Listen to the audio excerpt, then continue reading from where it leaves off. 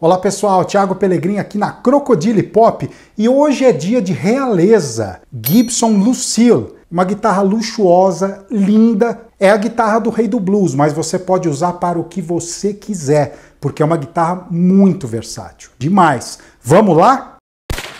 Feita a partir das especificações de B.B. King, a Gibson Lucille é uma adaptação da Gibson 355, com apontamentos que fazem dessa guitarra um monstro de tocabilidade e timbres. Apesar de semiacústica, o tampo não possui F-holes abertos para reduzir feedback.